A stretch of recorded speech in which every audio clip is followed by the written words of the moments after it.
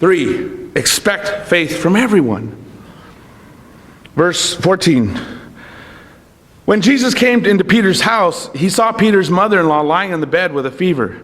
He touched her hand, and fever left her, and she got up and began to wait on him. When evening came, many who were demon-possessed were brought to him, and he drove out the spirits with a word and healed all the sick.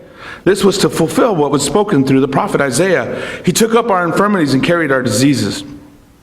When Jesus saw the crowd around him, he gave orders to cross the other side of the lake. Then a teacher of the law came to him and said, "Teacher, I will follow you wherever you go." Jesus replied, "Foxes have holes and birds of the air have nests, but the Son of Man has no place to lay his head." Another disciple said to him, "Lord, first let me go and bury my father." But Jesus told him, "Follow me and let the dead bury their own dead."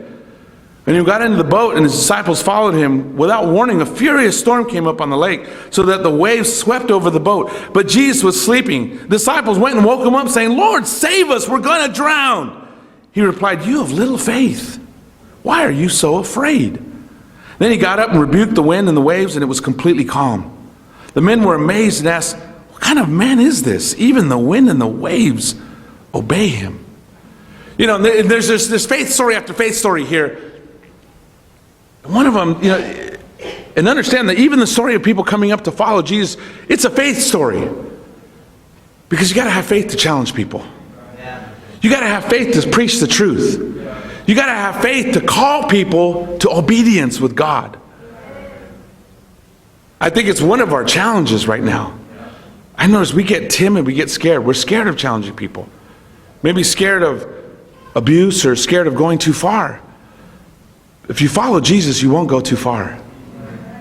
If you say it the way Jesus would say it, if you preach Jesus, you won't. It takes faith to challenge, to go out and look for the worthy person. Jesus said, go into the towns and preach. Find a worthy person. Find a worthy person. They're out there. The person who's begging, who's praying, who's pleading for help is out there. Not the one you got to argue about for 2 weeks whether God exists, but the one that is praying. Now you can help that person too, but find the one who's searching. Searching. It could take any challenge, just like we did, because they know who God is. And then you get this story about the storm. And they got scared. And he says to them, "You have little faith. Why are you afraid?" We got to call everybody, expect everybody to have faith. Have faith that God is moving. Have faith that their marriages can be awesome. Have faith that their kids can do great spiritually. Have faith that they can have an impact at work. Have faith that they can have an impact at home. Have faith, great faith, that even with all this busy life and so much to do and so much running around and traffic and bills, and I've got a spouse and 4 kids and 7 dogs and 5 sports and all this stuff, that we can still make a difference.